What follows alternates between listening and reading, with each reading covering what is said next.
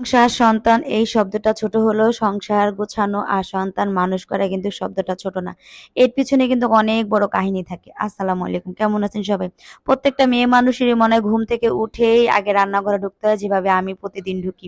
আমি মনে করি আমি না, শুধু সব মেয়েরাই ঢুকে রান্নাঘরে ঢুকে আগে চিন্তা ভাবনা করে সকালে কি নাস্তা দিবে বাচ্চাদেরকে বা নিজেও কি নাস্তা খাবে, এরপরে ঘর গোছাতে হবে, রান্না করতে হবে, এগুলো নিয়ে কিন্তু একটা মেয়ে মানুষের জীবন কাহিনী। এজন্যই বললাম সংসার সন্তান দুটো শব্দ যদিও ছোট হয় কিন্তু এটার কাহিনীটা ছোট না। এই সংসার আর সন্তান সারাটা জীবনই গুছাইতে হয়। যেমন এই যে সংসার একদিন গুছালো না, এটা কিন্তু প্রতিদিন কতবার যে আমি এই সংসারটাকে গুছাই, ঘরটাকে গুছাই, আমি নিজেও জানি না। যাই হোক, এই তো ঘুম থেকে উঠেই কিন্তু আমি আগে রান্নাঘরটা একটু পরিষ্কার করে নিলাম, কারণ আগের দিনের ময়মুরব্বীরা বলতো ঘুম থেকে উঠে নাকি রান্নাঘরে চুলাটা পরিষ্কার করলে সেই ঘরে নাকি ভাগ্যলক্ষ্মী থাকে। সেমবারের মতো কিন্তু আমি রান্নাঘরে ঢুকি, একটু রান্নাঘরটা পরিষ্কার করে এরপরে ভাবলাম দুপুরে কি রান্না করব। তবে আজকে দুপুরের মুরগি ভুনা করব আলু দিয়ে, আর এর সাথে কিন্তু কাঁঠালের বিচি দিয়ে শুটকি।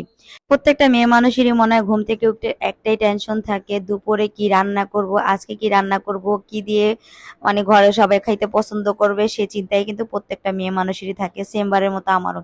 তবে এই যে আমি কিন্তু আজকে রাইস কুকারে রান্না করতেছি মুরগির মাংস, আর সিলিন্ডার গ্যাসে কিন্তু শুটকির আমি রান্না করে নিব। তবে এই রাইস কুকারে কিন্তু আমি এতক্ষণ ডাল রান্না করছি, ভাবলাম এই হাঁড়িতেই মুরগিটা ভুনা করে নিয়ে, যেহেতু ডাল রান্না করছি, ডাল তো একটা পানির মতো, এটাতে তো কোনো মশলা থাকে না, তাই ভাবলাম এটা ধোয়ার দরকার নাই, এটাতে আমি এমনিতে করে মুরগিটা ভুনা করে নেই।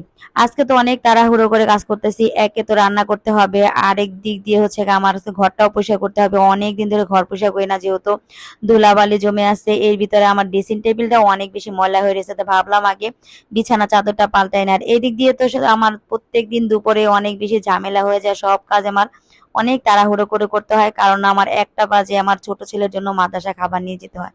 এই দিক দিয়ে এই যে দেখেন আমি শুটকিটা ভুনা করে নিতেছি। তবে কাঁঠালের বিচি দিয়ে লইট্টা শুটকি কিন্তু আমার ভীষণ পছন্দ, এই তরকারিটা আমার কাছে এত বেশি মজা লাগে।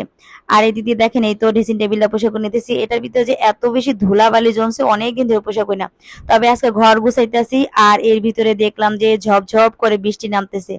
আমার তো আজকে বৃষ্টিতে ভিজার একটা চিন্তা ভাবনা মাথায় ঢুকে গেছে যে আজকে আমি বৃষ্টিতে ভিজবই, কারণ এই বছর আমি এখনো বৃষ্টিতে ভিজতে পারি নাই। এরপরে এই তো ঘর গোছানো শেষ, এখন ভাবলাম আমিও কাজ শেষ করছি, আর এদিকে বৃষ্টিও ঝপঝপ করে নামছে। আজকে যেভাবেই হোক বৃষ্টিতে আমি আগে ভিজেই নিব। এই তো আমি কিন্তু জানালা দিয়ে দেখতেছি বৃষ্টি কি পরিমাণ নামতেছে, তবে অনেক ঝপঝপায় নামছে। এত ঝপঝপায় বৃষ্টি দেখে কিন্তু আর সহ্য হলো না, আমি কিন্তু এখন দৌড়ে একেবারে ছাদে চলে যাব। আজকে বৃষ্টিতে ভিজবো, যেহেতু আমি এবছর এখনো বৃষ্টিতে ভিজি নাই। তবে আজকে বৃষ্টিতে ভিজে আমার এত বেশি ঠান্ডা লাগতেছিল, কেন জানি বৃষ্টির পানি শরীরে সহ্যই হয় না। আগে তো কতই বৃষ্টিতে ভিজতাম ছোটবেলায়, মানে যখন বৃষ্টি দেখতাম তখনই ভিজতাম, দিনের ভিতরে মনে হয় 2-3 বার বৃষ্টিতে ভিজতাম। আর এখন দেখেন একবারই বৃষ্টিতে ভিজতে পারতেছি না, আমার এত বেশি শীত লাগতেছে, অনেক বেশি শীত লাগতেছে। যাই হোক, এই বছর যে আমি বৃষ্টিতে ভিজতে পারছি আজকে, আমার এটাই অনেক বেশি আল্লাহর কাছে শুকরিয়া, কারণ আমি আসলে বৃষ্টিতে ভিজতেই পারি না, কাজের জন্য সময়ই পাই না। আমি যখন রান্না বান্না করি, ঘর গুছাই, ঘরে কাজ কাম করি, তখনই বৃষ্টি নামে, আর আমার যখন বসে থাকি তখন আর বৃষ্টি নামে না।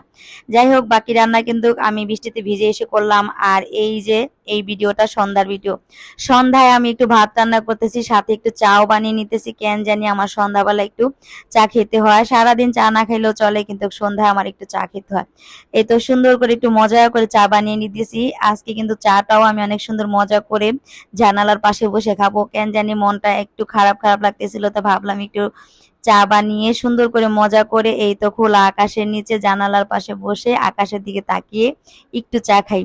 একা একা যেহেতু থাকি, সারাদিন নিজের সাথে নিজেই যুদ্ধ করি, কাজ কাম করি, এটা নিয়েই আমার সারাদিন সংসার কাটে।